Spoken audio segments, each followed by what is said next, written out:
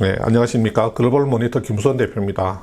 최근 며칠 동안 네이버하고 카카오 주가가 너무 크게 급락을 했죠. 오늘 다행히 좀 반등을 하긴 했는데 한 3일 연속으로 굉장히 큰 폭으로 하락을 했습니다. 카카오 같은 경우는 거의 하루에 10%씩 떨어지기도 했는데요. 9월 7일 날 금융위가 보도자료를 한 건 내놓은 게 이번 주가 폭락을 촉발시킨 측면이 있기는 한데, 제가 생각할 때는 사실은 그만큼 네이버나 카카오의 주가를 하루에 10%씩 폭락시킬 만한 그런 재료가 전혀 아님에도 불구하고 굉장히 지금 시장이 과민하게, 투자자들이 과민하게 반응을 한 측면이 있습니다. 그런 점 포함해서 여러 가지를 좀 말씀을 드리도록 그렇게 하겠습니다. 자료를 한번 보시면요. 우선, 네이버하고 카카오 주가 폭락 사태가, 최근에 중국 정부가 특히 올해 들어와서 이 빅테크 플랫폼에 대한 채찍질을 굉장히 심하게 하고 있습니다. 거의 매일같이 빅테크 플랫폼에 대한 중국 정부의 규제에 대한 뉴스들이 계속 외신을 타고 들어오고 있죠. 그 다음에 바이든 정부 출범 이후에 플랫폼의 독점 이슈가 계속 제기되면서 플랫폼 길들이기를 하고 있다는 그런 소식들이 또 계속 있어 왔습니다. 최근에 공정위가 자료를 냈는데, 공정위가 직접 IT 주력 그룹에 대한 감시를 강화할 필요가 있다, 이런 표현을 썼습니다. IT 주력 그룹이라고 하면 네이버, 카카오죠. 그 다음에 쿠팡이나 네이버, 카카오를 둘러싼 사회적 이슈들이, 여러분들 잘 아시는 여러 가지 사건, 사고들, 사회적 이슈들이 좀 있어 왔습니다. 그 다음에 최근에 이제 일부 미디어를 통해서 진격의 거인 카카오라고 해서 카카오가 여러 가지 이제 사업 확장을 하는 과정에서 드러나는 부정적 측면들을 많이 방송을 하는 그런 보도 프로그램이 있었죠. 이런 저는 보진 않았습니다만은 이제 이런 프로그램, 사회적인 여론 형성의 문제, 이런 것들이 좀 있었습니다. 이런 정말 복잡다단한 이런 문제들이 이렇게 응축되고 있는 과정에서 하나의 총매작용을 하게 된 거죠. 9월 7일 날 금융위가 장 마감 후에 보도 자료를 냈는데, 그 제목이 뭐냐면, 금소법, 그러니까 금융소비자보호법 적용 대상 여부와 관련하여 온라인 금융 플랫폼이 이 금소법 적용 대상 여부가 되느냐 하는 것을 검토한 결과에 대한 보도 자료를 낸 겁니다. 그 다음에, 하필이면 그날, 민주당에서 토론회를 하나 하죠. 지금 아마 대선을 앞두고 정치권, 특히 민주당에서 이 소상공인과 플랫폼 비즈니스, 금융 플랫폼 또는 이커머스 플랫폼, 이런 플랫폼 비즈니스 간의 대립각 프레임을 계속 만들고 있는 것 같습니다. 표를 의식해서 그러는 건지 어떤 건지는 모르겠습니다. 이날 민주당 토론회에서 카카오를 탐욕과 구태의 상징으로 규정했다는 민주당 의원 발언이 또 제법 크게 보도가 됐습니다. 그 다음날. 이런 상황에서 9월 7일 날 이렇게 두 개의 사건이 총매로 작용하면서 9월 8일부터 네이버하고 카카오 주가가 엄청나게 이제 떨어지게 됩니다. 간단하게 한번 살펴보면 중국 빅테크 플랫폼에 대한 중국 정부의 채찍질은 이런 것들이 있죠. 지금 엔트그룹, 알리바바 계열이죠. 상장도 차단당하고, 알리바바는 3조 원대 지금 벌금을 물게 되는 그런 상황이 있고요.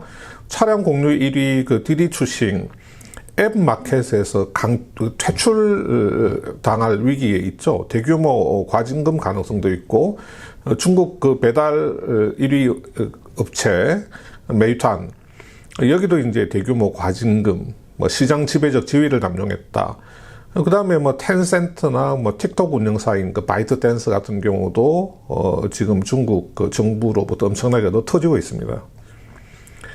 그 미국의 그 반독점 이슈, 그 바이든 정부 이후의 그 상황을 보면, 뭐 바이든 대통령이 지금 주로 이제 빅테크 기업을 타겟으로 해서 그 독점 현상을 제어하기 위한 행정 명령에 뭐 서명을 하고 있고, 리나 칸이나 팀 우 같은 어떤 그 빅테크 기업이나 그 IT 플랫폼 기업에 대한 그 독과점을 우려하고 어떤 그런 회사들을 분할을 해야 된다, 이렇게 주장해온 학자들을 연방거래위원회 위원장이나 대통령 특별보좌관으로 채용을 했죠. 그 이후에 이제 플랫폼 그 독점 규제 관련 법안들이 계속 나오고 있고, 구글이나 페이스북을 상대로 한 그 미국 법무부의 반독점 소송이라든지 이런 것들, 뭐 아마존에 대한 조사, 뭐 이런 것들이 이제 제기되고 있는 상황입니다. 그 다음에 9월 1일 날 공정위에서 나온 그 자료도 보면, 그 이제 대기업 집단의 주식 소유 현황 분석에 대한 자료에서 뭐 이런 부분이 나옵니다. IT 주력 집단에 대한 감시 필요성. 그 다음에 여기 뭐 IT 주력 집단도 뭐 이러한 문제점이 있기 때문에 지속적인 감시가 필요하다. 굉장히 공정위에서도 그 IT 주력 집단 네이버나 카카오에 대한 굉장히 노골적인 감시 필요성을 강조하는 이런 자료가 나오게 됩니다. 또 뭐 9월 7일 날 그 민주당, 아까 말씀드린 그 민주당 그 의원 두 사람이 그 개최한 토론의 제목이 공룡 카카오의 문어발 확장, 플랫폼 대기업의 불공정 거래 근절 및 골목 상권 생태계 보호 대책 토론회. 제목부터가 이렇습니다. 여기서 이제 송갑석 의원이라는 분이 카카오가 탐욕과 구태의 상징으로 전락했다. 그래서 이번 국감에서 좀 문제 삼겠다, 이런 이야기를 하죠. 이런 것들이 이제 계속 지속적으로 언론에 보도되고 있는 상황이었죠. 자, 이렇게 해서 네이버나 카카오나 그 커머스 플랫폼이나 금융 플랫폼, 온라인 그 빅테크 플랫폼에 대한 어떤 시장 내에서의 그 우려스러운 분위기들이 생기고 있는 와중에 9월 7일 날 금융위가 보도 자료를 내는데 이겁니다. 지금 올해 3월 25일부터 금융소비자보호법이 시행에 들어갔고 6개월 동안의 계도 기간을 거쳐서 지금 이번 달 9월 25일부터 계도 기간 종료와 함께 본격적으로 법 시행에 들어가는데, 이 금소법에서는 지금 금소법에서는 세 가지 영업 유형을 정하고 있습니다. 그 중에 하나가 뭐냐면 금융상품 판매 대리 중개업이라고, 이거를 이제 하나의 영업 유형으로 규정을 하고 있죠. 그래서 이렇게 금소법 적용 대상에 해당이 되게 되면 금융위에 등록을 하거나 인허가를 받아야 됩니다. 다시 말해서 여기 나와 있는 세 가지 유형의 그 영업 유형에 해당되면 등록하거나 인허가를 받아야 되는데, 지금 그 일부 온라인 금융 플랫폼, 다시 말해서 뭐 카카오페이라든지 또 뭐 토스라든지 뭐 여러 가지 그 뱅크 샐러드라든지 뭐 네이버 파이낸셜 같은 이런 금융 플랫폼을 보면 금융소비자보호법에서 규정을 한 그 중개 영업 유형에 속하느냐 하는 데 대한 논란이 있어 왔는데, 이런 금융 플랫폼 회사에서는 자기들이 하는 서비스가 단순 광고 대행에 불과하다, 그래서 금소법 적용이 대상이 아니다, 이렇게 주장을 해왔지만,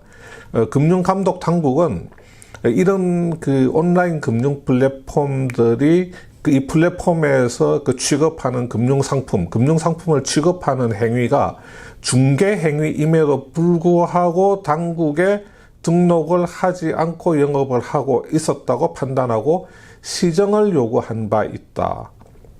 다시 말해서 9월 24일까지 계도 기간이 지나서 9월 25일부터 이런 식으로 영업을 하지는 못한다, 이런 이제 내용의 자료를 낸 거죠.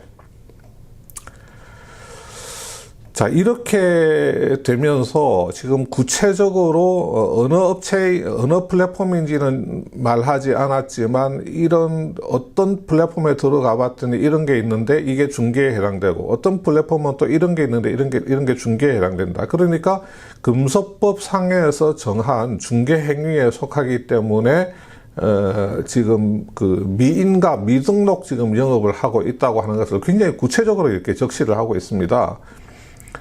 자, 이렇게 상황이 돌아가고 그러면서 이런 내용이 보도되다 보니까 그때부터 이제 네이버하고 카카오의 이제 주가가 크게 영향을 받기 시작을 한 겁니다. 네이버도 그 네이버 파이낸셜이라고 하는 금융 플랫폼 회사가 있고 특히 카카오 같은 경우는 지금 카카오페이 지금 IPO를 진행을 하고 있잖아요. 그래서 앞으로 어떤 그 단순한 그 결제 서비스 수익 말고 금융 상품을 취급함으로 인해서 발생되는 여러 가지 형태의 그 수수료 수익을 이들 회사들이 얻지 못할 가능성, 금융 플랫폼 사업이 완전히 이렇게 좀 무너지지 않을까, 뭐 이런 데 대한 우려, 그 다음에 그 빅테크 플랫폼에 대한 그 전반적인 글로벌리 그 규제 강화 분위기, 또 국내에서 일고 있는 정치권이나 아니면 그 정부 당국에서 그 발생할 수 있는 그 규제 강화 분위기, 이런 것들이 복합적으로 작용하면서 주가에 큰 영향을 받았는데요. 다른 거는 다 제쳐놓고 이번에 그 금소법 상의 그 중개 행위 이 문제, 여기에 대해서는 제가 말씀을 드리겠습니다. 말씀을 드리면, 자, 그, 결론적으로 말씀드려서 간단합니다. 왜 간단하냐면요. 중개업자로 등록을 하면 됩니다.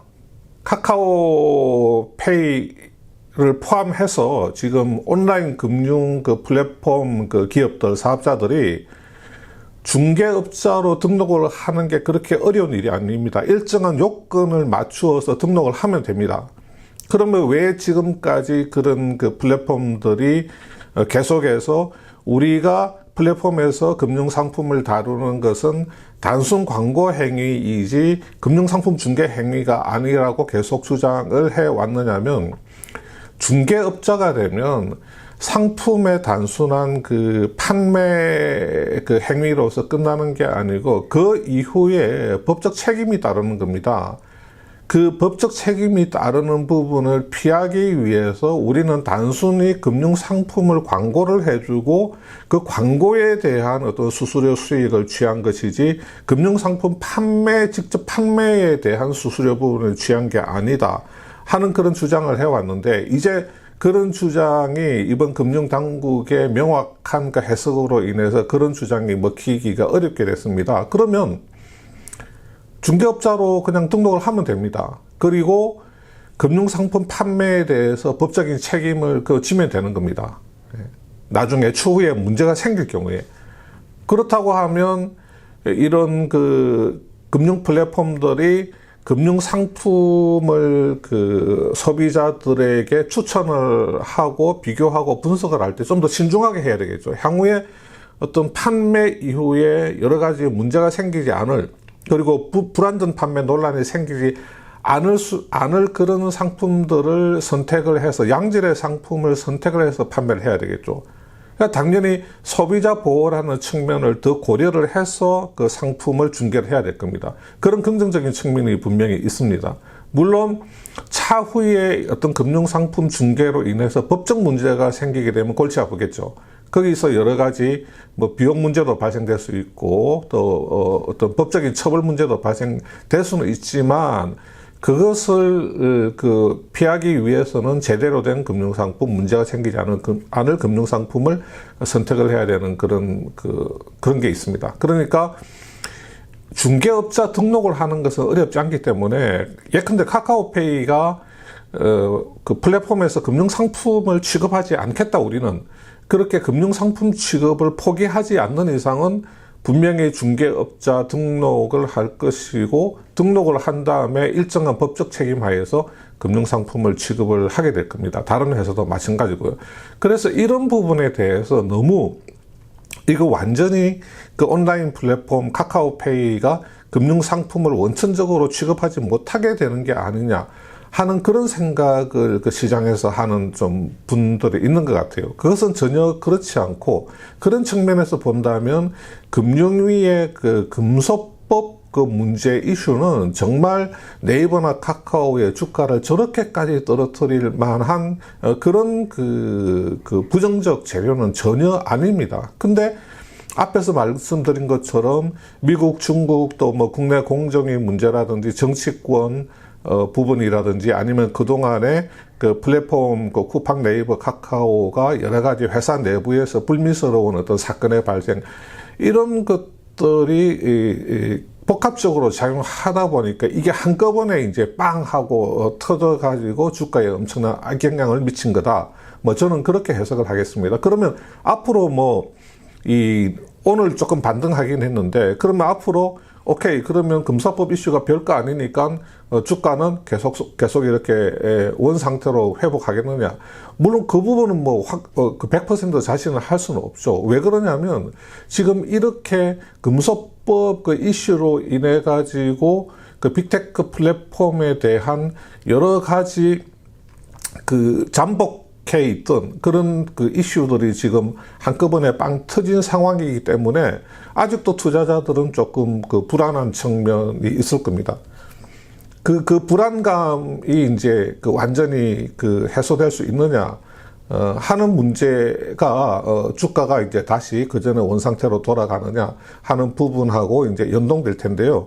그 마침 그 이번에 그 CLSA의 그 규제 공포 그 보고서라고 그 어제 오랜만에 CLSA가 뭐 좀 제대로 분석을 했는 것 같은 그런 레귤레이션 스퀘어라고 하는 그 보고서를 냈습니다. 이게 그 매체에 보도가 됐는데요. 간단하게 말씀드려 보겠습니다. CLSA가 뭐라고 이야기했냐면 지금 금융당국의 이번에 금소법 관련된 발표 이후에 규제 이슈에 민감한 투자자들이 이 중국 그 규제 쇼크를 떠올렸을 것이다. 그래서 지금 인터넷주에 급락이 발생한 것이고 네이버와 카카오 같은 경우는 금융당국의 발표가 오히려 향후 지침을 명확하게 그 정해준 것이기 때문에 점진적으로는 긍정적 영향을 보일 것으로 보인다. 그래서 이번 급락은 전형적인 매수 기회로 분석이 된다. 규제로 인한 실적 영향은 거의 없을 것으로 예상되며 한국이 중국보다 규제 측면에서는 더 성숙하다. 또 향후 규제 환경도 점진적으로 그 비둘기파적으로 완화적으로 뭐 변할 것으로 예상되기 때문에 만약에 대규모 매도가 일어나는 동안에는 매수할 것을 권장한다. 자, 여러분, 뭐, CLSA가 이렇게 밝히고 있습니다. 뭐, CLSA 그 리포트를 뭐, 전적으로 뭐, 믿느냐, 아니냐 하는 것은 뭐, 여러분의 선택에 달려 있겠지만, 자, 제가 다시 한번 말씀드리면, 적어도 금소법 이슈가 이렇게까지 그 주가를 망가뜨릴 만한 소재는 분명히 아니다. 그러나, 이번에 금소법 이슈로 인해서 여러 가지 그 빅테크의 뭐 독점 뭐 이슈라든지 이런 것들이 지금 복합적으로 수면 위로 이제 본격적으로 떠오르기 때문에 지금 당장 뭐 주가가 다시 원상태로 쑥쑥 올라간다고 말을 할 수는 없겠지만 뭐 이게 그 금융 그 플랫폼 금소법 이슈가 계속 악재로 작용하지는 않을 것이다. 뭐 그렇게 한번 예상은 해 보겠습니다. 자, 오늘은 네이버, 카카오 그 주가 급락 사태에 대해서 말씀드렸습니다. 감사합니다.